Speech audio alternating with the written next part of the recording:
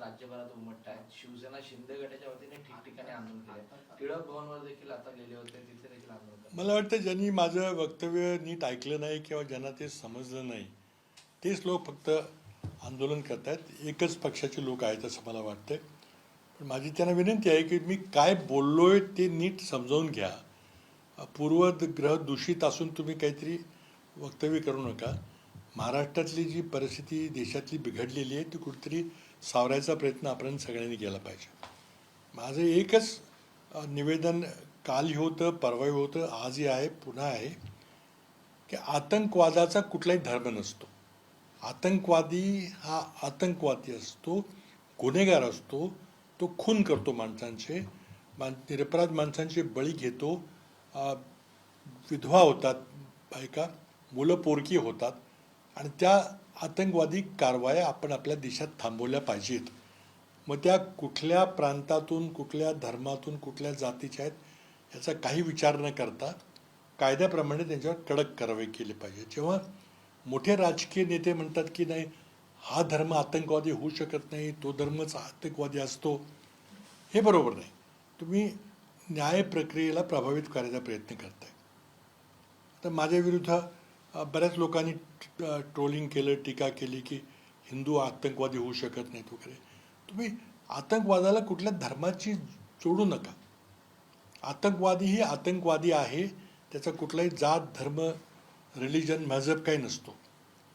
आता उदाहरण जर हिंदू धर्माबद्दल बोलायचं झालं तर स्वतंत्र भारतामध्ये पहिलं आतंकवादी कृत्य घडवणारे कोण होते तर नथुराम गोडसेंनी महात्मा गांधीचा खून केला. जेव्हा आपण एखाद्या व्यक्तीला विचाराने जिंकू शकत नाही तेव्हा तो विचार कायमचा बंद करायचा जो प्रयत्न असतो त्याला आतंकवाद आपण म्हणतो.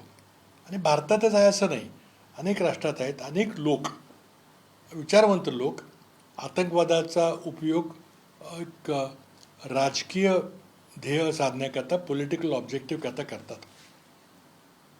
पण त्याला विरोध असलं गरजेचं आहे. अशा प्रकारे एका सभ्य देशामध्ये, लोकशाही देशामध्ये हे सण खपवून घेता कामा नये.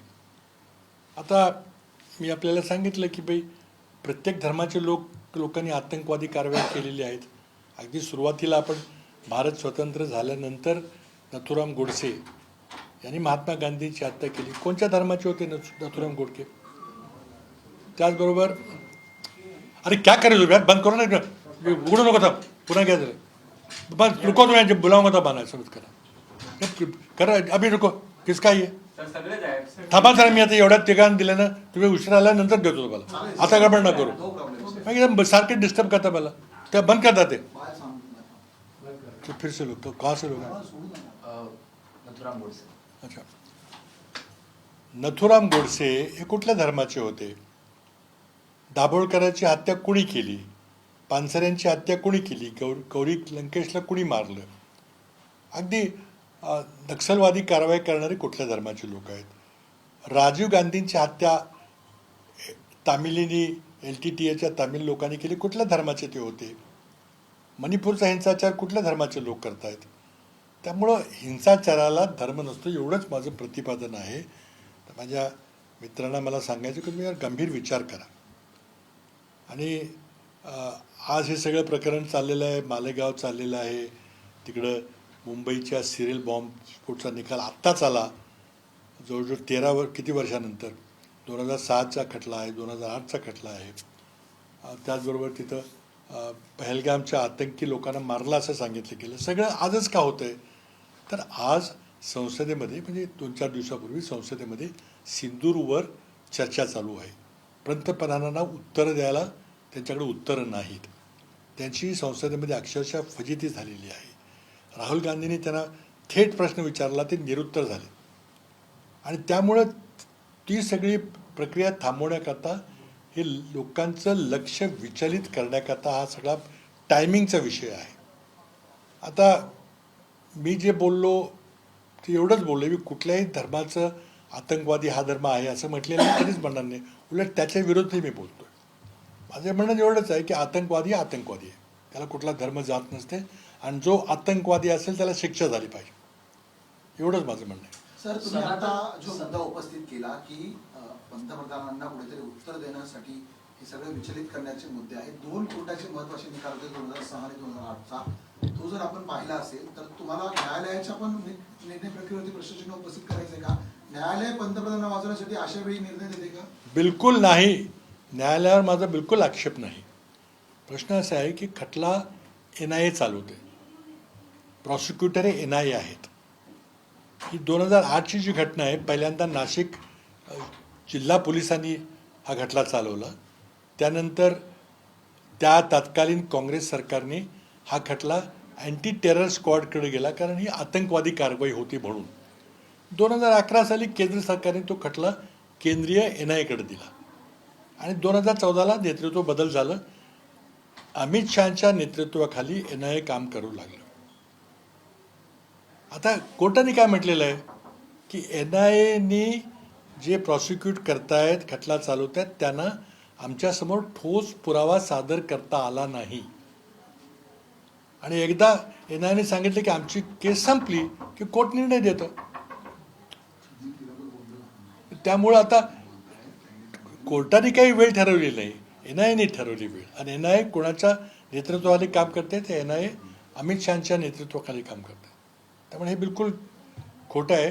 पण माझं प्रतिपादन आहे की संसदेमध्ये पंतप्रधानांना ऑपरेशन सिंदूरबद्दल, पहलगामच्या हल्ल्याबद्दल, आपल्या परराष्ट्र धोरणाच्या अपयशाबद्दल किंवा ट्रम्प जे लाथाडतायत आता भारताला, त्याच्याबद्दल उत्तरं द्यायला त्यांच्याकडे उत्तरं नाहीत. आणि म्हणून लक्ष विचलित करण्याकरता हे टायमिंग, कधी ना कधी तर खटल्याचा निकाल आला असता. पण सगळं आज एकत्रित एकाच दिवशी काय येत आहेत? सर विषय हा आहे की तुम्ही जो वक्तव्य केलं त्यातला हिंदू आणि सनातन आतंकवाद या शब्दांवर त्यांचा आक्षेप आहे आणि त्याबद्दल आपण माफी मागावी असं आज आंदोलन म्हणतंय. अरे मी म्हटलं का काय यातलं? तुम्ही माझं वक्तव्य नीट ऐकलंय का? माझं वक्तव्य नीट ऐकलं का? आता अडाणीपणामध्ये असं विचार करू नका. माझं म्हणणं आहे की आतंकवादाला हिंदू म्हणू नका, कुठल्या धर्माचं नाव देऊ नका असं म्हणलं आहे मी. कधी कसं म्हटलं की ह्या जातीचा माणूस, ह्या धर्माचा माणूस आतंकवादी असं मी कधी म्हटलं आहे? काँग्रेसच्या कुणीच म्हटलेलं नाही. आणि माझी दुसरी भूमिका अशी आहे की हिंदुत्व एक विचारधारा आहे. आमचं त्यांचं पटत नाही, पण त्यांची विचारधारा आहे, त्यांना अधिकार आहे त्यांची विचारधारा मांडायला. RSSला अधिकार आहे, त्यांनी मांडली पाहिजे. आम्ही त्याचा विरोध करू. परंतु तुम्ही भगव्या रंगाला तुमच्या पक्षाचे निवडणूक चिन्ह म्हणून वापरू शकत नाही. भगवा रंग हा महाराष्ट्रामध्ये एक आदरणीय पवित्र असा हा रंग आहे, कारण तो शिवछत्रपतींच्या स्वातंत्र्य लढ्याचं प्रतीक असणारा तो रंग आहे. तो ज्ञानेश्वरांचा रंग आहे, तो संत तुकारामाचा रंग आहे, तो रामदास स्वामींचा रंग आहे. आणि RSSची कल्पनासुद्धा करण्यापूर्वी 300 वर्षापूर्वी छत्रपती शिवरायांनी महाराष्ट्राला भगवा रंग दिला. महाराष्ट्राकरता, महाराष्ट्राच्या 14 कोटी जनतेकरता हा जिव्हाळ्याचा विषय आहे. आता उत्तर भारतामध्ये ही परिस्थिती लोकांना माहिती नाही आणि त्यामुळे आता एका विशिष्ट धर्माचे माणसं, साधू माणसं काहीतरी भगवे कपडे घालून फिरतात म्हणून त्याला भगवा म्हणून चिटकावलं गेलं. तर म्हणून मी दुसरी विनंती काय केली की मी कधीही अमुक अमुक धर्माचे लोक आतंकवादी आहेत असं म्हटलेलं नाही. मी असं म्हटलं की तुम्हाला जर धर्माचं नाव घेतलं, धर्माचं नाव घ्या, भगवा काय म्हणताय? मी नाही म्हटलेलं. आणि मी माझ्या पक्षातल्याच सहकार्यानं सुद्धा विनंती केलेली आहे की भगवा म्हणू नका. तुम्हाला धर्माचं नाव घ्यायचं तुमचा अधिकार आहे तो. सर, पण भाजपचं सातत्याने तुमच्यावर आरोप आहे, म्हणजे काँग्रेसवर. ज्यावेळी मालेगाव क्रॅश झाला त्यावेळी देखील काँग्रेसच्या काही ठराविक नेत्यांनी हिंदू समाजाला बदनाम करण्याचा प्रयत्न केला असं भाजप म्हणत आहे. आता देखील या निकालानंतर काँग्रेसने हिंदू समाजाबद्दल बोलायला सुरुवात केली. कुठेतरी काँग्रेसला हा द्वेष आहे हिंदू लोक. अरे हिंदू समाज कोण बोलतोय मला माहित नाही. आम्ही आतंकवादाबद्दल बोलतोय, आम्ही आतंकीबद्दल बोलतोय. तुम्ही आमच्या तोंडात शब्द का घालताय? आमच्यापैकी कोणी असं म्हटलंय का की हिंदू आतंकवादी आहेत? आतंकवादी आतंकवादी आहेत. ते ज्या धर्माचे असतील ते आतंकवादी आहेत. थायलंडमध्ये बुद्धिस्ट लोक आतंकवादी हल्ले करतात. तिथे शांतताप्रिय लोक आहेत. धर्माचं जोडू नका. आतंकवादी याला कायद्यानं शिक्षा करा, एवढंच आमचं म्हणणं. त्याचं असं म्हणणं आहे अरे की माफी tell him I will not admit anybody. You have to wait म्हणा wait I call you come. त्यांचं म्हणणं आहे की तुम्ही या सगळ्या याच्यावर आता माफी मागावी, तर तसं काय होणार? अरे पण मी काय म्हटलं मला सांगा ना, कुठल्या मुद्द्यावर माफी मागावी मला सांगा. मी कधीही काय माझं चुकलं तर मी चूक करतो. मी कुठल्या मुद्द्यावर माफी मागावी मला सांगा. मी काय बोललोय त्याच्यावर. सर तुमच्या वक्तव्याचं विपर्यास अरे नाही, कुठल्या वक्तव्याचं जे भगवा तुम्ही जो शब्द वापरला मी आहे, म्हटलं- त्यावरून ते राजकारण करतात. मी काय म्हटलं, भगवा वापरू नका. कारण भगवा हा आमचा प्रिय कलर आहे, रंग आहे. त्याला धर्माचं प्रतीक करू नका. त्याला निवडणुकीचा झेंडा मतं मागायला मिळवू नका. ह्यात काय चुकलं? हिंदू दहशतवाद हा शब्द जो आहे त्याच्यावरती सातत्याने भाजप आक्षेप घेते. नाही पण मी माझा अगदी स्पष्ट म्हणजे हे चुकीचं शब्द वापरणं. मी पहिल्यापासून म्हटलं, मी कधी वापरलेला नाही शब्द तो. माझ्या तोंडात शब्द घालू नका. माझं एवढंच म्हणणं आहे की आतंकवादाचा धर्म नसतो. ज्या धर्माचा तो आतंकवादी त्याला शिक्षा झाली पाहिजे.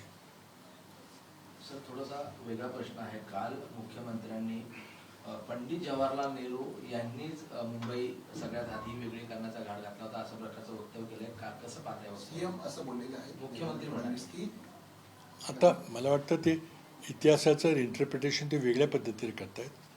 ही वस्तुस्थिती आहे की जेव्हा भाषावार प्रांतरचना झाली त्यावेळेला काही संवेदना होत्या की मुंबईमध्ये गुजराती लोक आहेत आणि जर मराठी भाषिकांचं वेगळं राज्य केलं तर मराठी लोकांच्याकडून मुंबईच्या गुजराती लोकांच्यावर अत्याचार होईल, अन्याय होईल. अगदी शिवाजी महाराजांची सुरतेची देखील लोकांनी आठवण करून दिली. आणि त्या वातावरणामध्ये त्या काळच्या सरकारने, त्यामध्ये बुराजी देसाई होते, अनेक लोक होते, त्यांनी मुंबई आणि महाराष्ट्र आणि गुजरातला एकत्रित करून द्विभाषिक राज्य केलं. ही वस्तुस्थिती आहे. पण त्याविरुद्ध संयुक्त महाराष्ट्र समितीनं तीव्र लढा दिला. महागुजरात समितीनं गुजरातमध्ये लढा दिला की जर इतर सर्व राज्य भाषावार त्यांची प्रांतरचना झाली असेल तर आमची का नको. आणि त्याकरता 105 मराठी माणसांनी हौतात्म्य पत्करलं. आपल्या सर्वांना माहिती आहे. त्यातून महाराष्ट्राची निर्मिती झाली. ती वस्तुस्थिती आहे, इतिहास आहे की त्यावेळेला काही कारणामुळं मुंबई आणि गुजरात एकत्र ठेवायचा प्रयत्न केला. मुंबई वेगळा काढायचा कधीही कोणाचा प्रयत्न नव्हता. पण त्याबद्दल आंदोलन झालं. जसं तेलंगणामध्ये झालं, आंध्र प्रदेशमध्ये झालं, तसं महाराष्ट्रात झालं. आणि त्यानंतर नेहरूंनी ते आपली चूक सुधारली. चूक असेल म्हणणं, कारण 2 राज्य एकत्र करणं ही चूक होती. त्याकरता माझे कुटुंबीय त्या संयुक्त महाराष्ट्र समितीमध्ये त्यांनी आग्राचा लढा दिला होता. आणि त्यामुळे संयुक्त महाराष्ट्राची चळवळ झाली. त्यातून संयुक्त महाराष्ट्र निर्माण झाला. 1960 साली आपलं महाराष्ट्र राज्य संपलं. हा इतिहास आहे. पण त्याला कुणाच्या तरी तोंडात नाव घालून काहीतरी कुणाला तरी द्वेष करायचा हे तर भाजपची सवयच आहे. मुख्यमंत्र्यांनी स्टेटमेंट केलं की पुण्यात दादागिरी वाढली, इन्व्हेस्टमेंट येत नाही. काही दिवसांपूर्वी अजितदादा म्हणतात की अख्ख्या हिंजवडीची वाट लावली, सगळ्या IT इंडस्ट्री बाहेर जात आहेत. पण मी थोडं टेलिव्हिजनवर काहीतरी मुख्यमंत्र्यांचं वगैरे काहीतरी वक्तव्य ऐकलं, त्याचं मी स्वागत करतो. अजितराव पवार हे खूप करारी नेते आहेत. त्यांनी मनात आणलं तर ते होऊ शकेल. आणि त्यामुळे त्यांनी जे वक्तव्य मी जे ऐकलं आत्ता TV त्याचं स्वागत करतो. कोणीही औद्योगिक क्षेत्रात गुंडगिरी केली, खंडणी मागायचा प्रयत्न केला तो मोडून काढला नाही तर महाराष्ट्रात गुंतवणूक येणार नाही.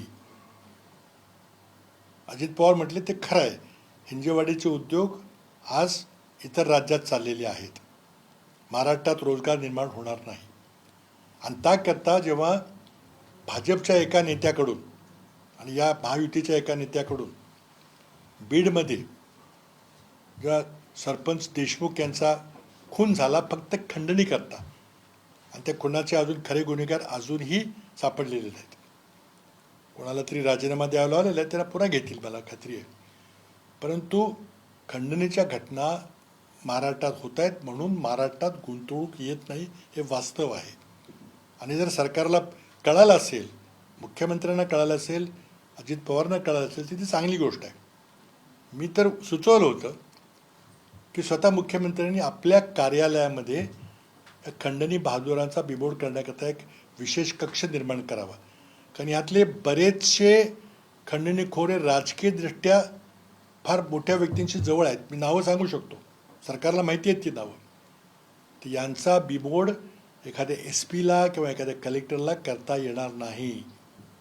सत्ताधारी पक्षाच्या या राजकीय नेत्यांचा बिमोड सरकारी अधिकाऱ्यांना करता येणार नाही, कारण तेवढे गट्स आता सरकारी अधिकारी राहिलेले नाहीत. हा बिमोड फक्त मुख्यमंत्री आणि उपमुख्यमंत्र्यांना करता येईल. त्यांनी तो करण्याचा जर प्रामाणिक निर्णय घेतला असला तर ते स्वागत आहे, नाहीतर महाराष्ट्रात गुंतवणूक येणार नाही. राज ठाकरे यांनी आज शेकापच्या वर्धापन दिनाच्या सोहळ्यात म्हटलंय की आजार आणि सध्याचं राजकारण हे एकसारखं झालंय. तुम्ही या मताशी सहमत आहात का? कारण ज्या पद्धतीने मागील काही वर्षांपासून राजकारण होते पक्षपोट आहे, त्यावर त्यांनी राज ठाकरेंनी भाष्य केलं. मी त्यांचं काही भाषण ऐकलेलं नाही, तेवढं मी आज पाहिन नंतर. मी आज शेतकरी कामगार पक्षाचा वर्धापन होता. मी त्यांना शुभेच्छा पाठवलेल्या आहेत. जयंत पाटील हे शेतकरी कामगार पक्षाचे नेते आहेत, ते पक्ष पुढे वाढवत आहेत. माझीही मी मगाशी सांगितल्याप्रमाणे माझ्या कुटुंबियांचीही पार्श्वभूमी शेतकरी कामगार पक्षाची होती. कोकाट यांचा खरं तर राजीनामा घ्यायला होता, मात्र घेतला नाही. एवढा हतबल मुख्यमंत्री आजपर्यंत पाहिला नाही असं उद्धव ठाकरे म्हणतात. तुम्ही यावरून सहमत आहात? मी 100% त्या वक्तव्याशी सहमत आहे. आज खोलीमध्ये नोटाचे पुडके सापडतात. विधिमंडळाच्या समितीमध्ये 1,80,00,000 निधी सापडतो. कोणी जुगार खेळताना दिसतो. आणि सगळं हे काही चालत असताना मुख्यमंत्र्यांना काहीच करता येत नाही, कारण आघाडी सरकार आहे. त्या मंत्र्याचा नेता हा नाराज होईल, सरकार तर टिकवलं पाहिजे. आणि त्यामुळं कोकाटे असतील किंवा डान्स बार चालवणारे मंत्री असतील, मुख्यमंत्री हातबल आहेत. जनसुरक्षा कायद्याच्या संदर्भात बोलताना राज ठाकरे म्हणाले की एकदा अर्बन नक्षल ठरवून आम्हाला अटक करून दाखवाच शेकापच्या. काय हा कायदा इतका दोषपूर्ण आहे, खरं म्हणजे विधिमंडळामध्ये त्याचा कडाडून विरोध व्हायला पाहिजे होता, पण आता संख्या नसल्यामुळे तो काही झाला नाही. मुळातच अर्बन नक्सल याची व्याख्याच केली गेलेली नाही, आणि त्यामुळे कुठल्याही विरोधकाला, कुठल्याही आंदोलकाला आज तुरुंगात डांबता येण्याची परिस्थिती आलेली आहे. आणि त्यामुळं आमचा या कायद्याला तीव्र विरोध आहे. आमचं म्हणणं आहे की विद्यमान कायदे, हा जनसुरक्षा कायदा याच्या आधी देशात जे कायदे आहेत, मग ते अनलॉफुल ॲक्टिव्हिटीज प्रिव्हेन्शन ॲक्ट असेल UAPA किंवा इंडियन पिनल कोडचे प्रावधान असेल, त्यामध्ये आपल्याला अशा कारवायांच्या विरुद्ध आपल्याला तरतूद करता येते. मग नवीन कायदा कशाला? तर काहीतरी दुष्ट हेतू आहे आणि विरोधकांचा आवाज बंद करण्याचा प्रयत्न आहे. सर, हिंदी में जाना चाहिए. देश विदेशातील प्रत्येक घडामोडींचे लाईव्ह अपडेट मिळवण्यासाठी आता साम टीव्हीच्या सर्व सोशल मीडिया प्लॅटफॉर्मला लाईक, फॉलो आणि सबस्क्राईब करा. तसंच सर्व नोटिफिकेशनसाठी बेल आयकॉन प्रेस करायला विसरू नका.